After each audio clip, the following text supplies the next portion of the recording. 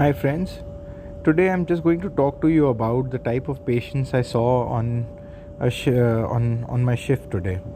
And to begin with, let's say I first thing was a lady in her 50s who presented with body pains, generalized in her body, no specific area. She was clinically well on examination, but she felt that this pain was being caused by someone, and they're doing some things to her, and she had even complained it to the police.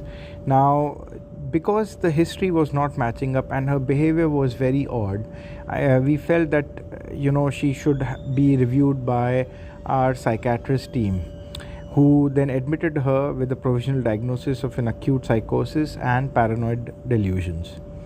Next, I had an elderly lady who presented with chest pain, sudden onset that radiated to the back.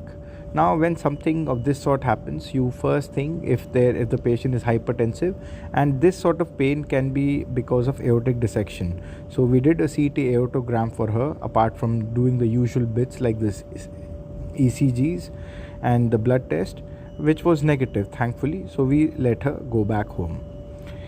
Then a 35-year-old man who fell from a bicycle and had abrasions and pain and contusions on the left side of the chest.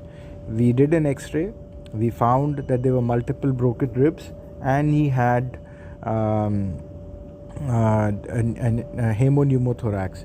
We did a CT further to find it was a radiological flail chest, and we admitted it under the cardiothoracic team, who kept him under observation. Remarkably, he was maintaining his saturations, and that I think I can attribute because he was a very fit and well 35-year-old. Next, we had a 70-year-old lady who had sudden syncope and chest pain. Now, chest pain, syncope, first thing that should come to your mind is, yes, you think of acute coronary syndrome, but you should also think of pulmonary embolism. We did a D-dimer for her, which thankfully was negative, so we could discharge her. And after checking out even for heart attack. Then I had a very old patient who just did a blood pressure recording at home, and found it was 220, above 220. So she was sent here. Because there was no signs of any organ damage, we asked her to maintain and observe these recordings. Then, so that this is a summary. I'll cover the next one in my next recording. Thank you for your attention.